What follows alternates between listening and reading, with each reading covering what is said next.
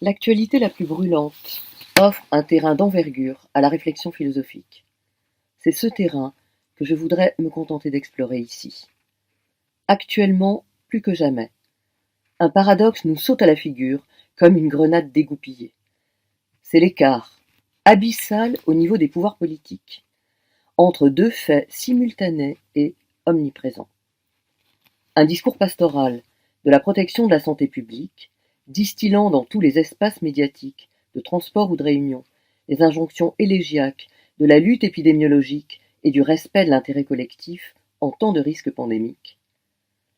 Une violence policière exponentielle, atteignant de plein fouet les sujets qu'elle est supposée protéger, mais s'opérant dans le déni des pouvoirs qui l'utilisent de façon globale. Un travail récemment mené sur le terrain grec m'en a rendu témoin, comme en France. Le paradoxe étant, pour tout État, d'associer les nécessités contradictoires du déni et de l'intimidation. Dans le même temps, le discours spécifiquement français de l'universalisme républicain sert de prétexte à tenir une politique ostensiblement discriminante, utilisant les notions diabolisantes de séparatisme, de complotisme, d'islamo-gauchisme, pour diviser le corps social et en dresser les composantes les unes contre les autres. La différence est de ce point de vue de plus en plus effacée entre le discours d'une extrême droite fasciste et celui d'un extrême centre fascisant, occupant actuellement la majorité des sièges à l'Assemblée nationale. À une nuance près, celle où se trouve contraint le pouvoir d'exhiber encore un droit, c'est-à-dire de masquer sa violence réelle sous une logorrhée rincée à la rhétorique démocratique et républicaine. À ce degré de double langage, et d'évidence rendue médiatiquement irrécusable, de la violence d'État, on peut présumer que répond un degré identique de discrimination. Le discours de la bienveillance s'adresse à une part de la population supposée pacifique, que l'on tente, médiatiquement en particulier, de rendre sourde, aveugle et soumise, et de ce fait complice de la violence infligée à l'autre. Car la brutalité étatique ne peut s'imposer qu'à partir d'une logique du tri, la division entre ce qu'elle doit présenter comme danger et ceux qu'elle est supposée protéger précisément de ce danger. La violence d'État ne peut apparaître comme tolérable que si elle a pour finalité une forme ou une autre de sécurité, à partir de l'affirmation originelle d'une insécurité.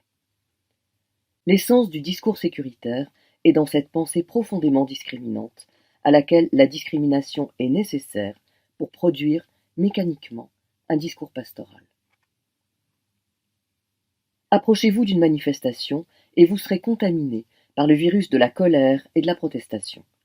C'est de ce dangereux virus que vous protège un corps policier qui s'allonge des deux côtés du cortège et barre les rues adjacentes, qui profile l'armement défensif de ses boucliers, de ses casques et de ses renforts d'épaules, à la manière des figures tactiques des légions romaines, partout victorieuses, sinon dans les bandes dessinées.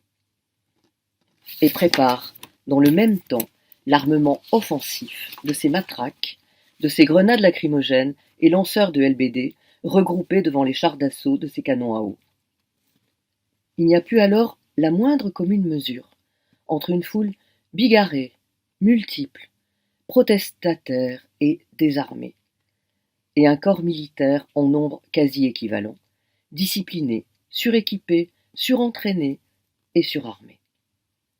Et l'exigence, pourtant juridiquement établie, d'une proportionnalité de l'usage de la force est, avant même toute action offensive, violée. La présence policière massive est déjà, par le potentiel de nuisance dont elle est porteuse, autant que par l'intimidation et la terreur qu'elle vise à générer, une atteinte aux droits fondamentaux. Comme cette violence est patente, il faudra d'abord faire taire ceux qui la désignent, et pour cela désigner les défenseurs des droits eux-mêmes à la vindicte, comme complices d'une violence bien pire que la violence d'État qu'ils dénoncent. C'est le fait de toutes les tyrannies, de stigmatiser les associations de droits de l'homme comme traîtres, espions ou vendus à l'ennemi, de la Russie à l'Iran, en passant par n'importe quelle dictature du continent africain ou latino-américain.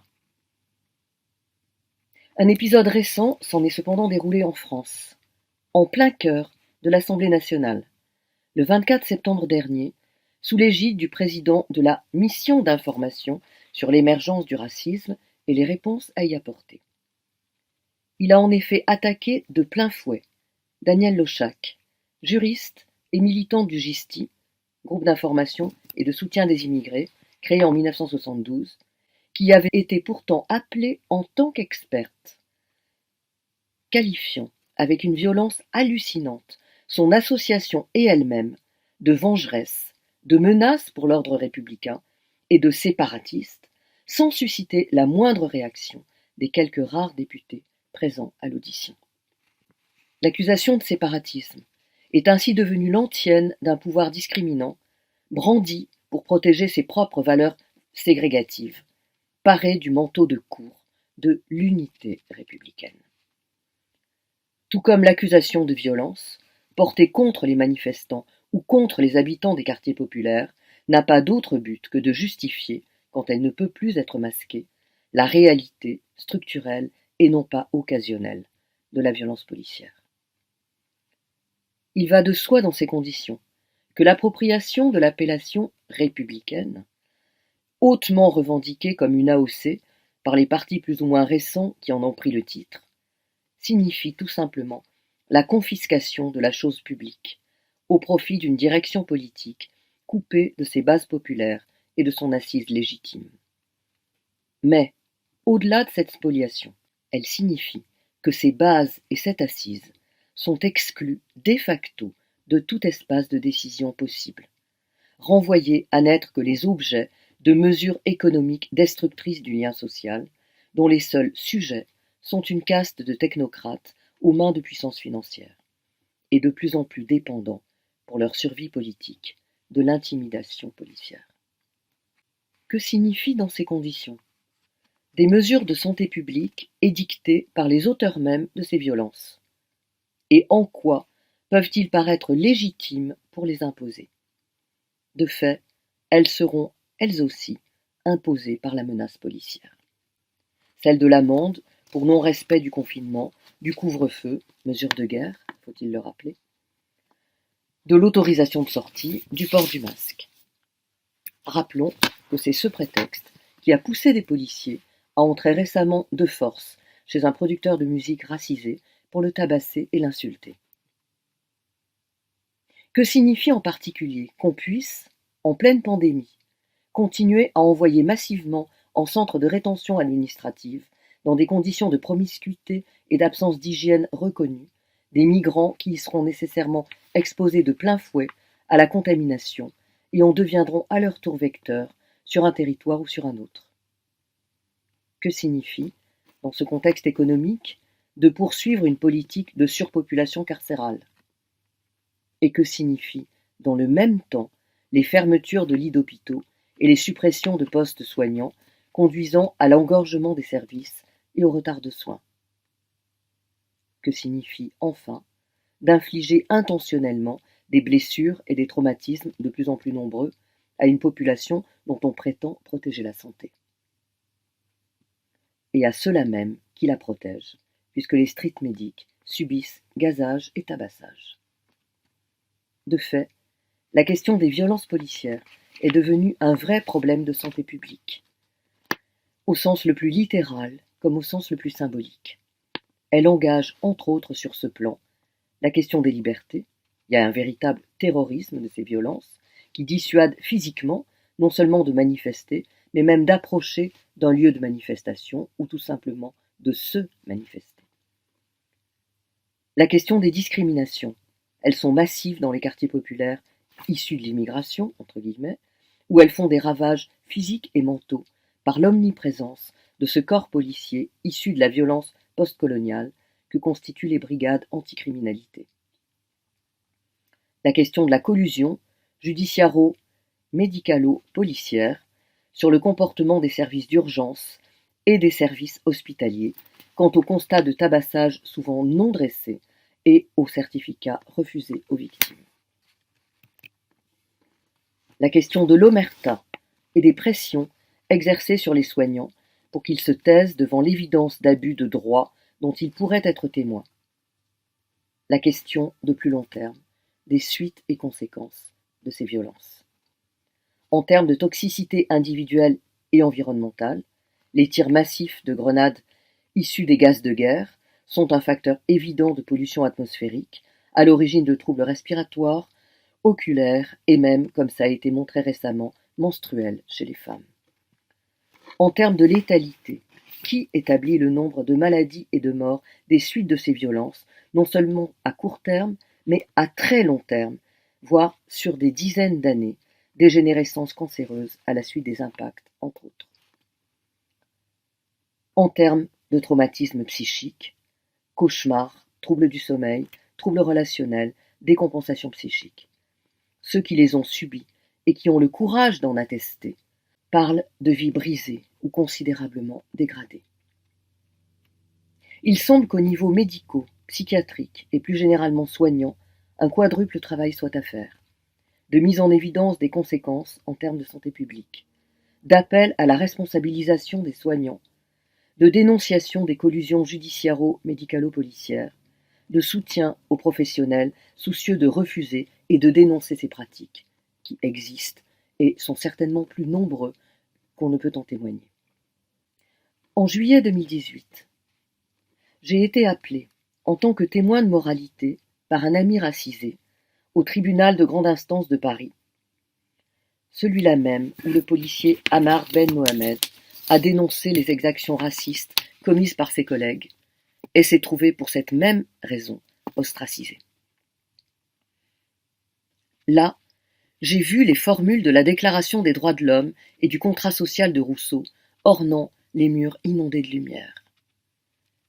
Puis j'ai vu ce qui se passait dans ces salles claires et modernes, impeccablement ordonnancées, où le banc des accusés n'était occupé que par des sujets basanés, issus de l'immigration postcoloniale récente ou de long terme. Tous sur le même motif, ce jour-là, outrage et rébellion. Et tous pour la même raison, agressés par un groupe de policiers en maraude, sans avoir commis le moindre délit, tabassés, gardés à vue, puis assignés en justice, pour avoir protesté ou crié sous les coups et les insultes racistes. On pourrait penser que l'institution judiciaire viendrait rendre justice à la vérité des faits, qu'elle soit là pour défendre une catégorie de population particulièrement exposée et injustement violentée. Il se produira le contraire. Non seulement les policiers violenteurs seront dans l'impunité la plus totale, mais ils vont recevoir chacun, de chacune de leurs victimes, le produit d'une amende, à laquelle ces dernières sont condamnées. Pour notre ami Moa, en situation précaire, ce seront 300 € à verser à chacun des 4 policiers qui l'ont tabassé, sans motif, 4 mois plus tôt. À ce degré de systématicité, il est clair que l'institution judiciaire vient pourvoir à arrondir, sous cette forme, les salaires des membres les plus violents de l'institution policière. Et nous avons tous entendu, au moment du verdict, le grondement parfaitement audible de la ligne des policiers debout au fond de la salle, parce que l'amende était inférieure aux réquisitions du procureur. Dans ce contexte, quel est le véritable rôle, à la suite des comportements abusifs d'une part de la police couverte par sa hiérarchie, des comités des familles, pour ceux qui ont été tués ou sont restés dans l'incapacité de se défendre, ou de l'assemblée des blessés, pour ceux, vivants, qui ont été atteints ou mutilés, gilets jaunes, protestataires ou racisés.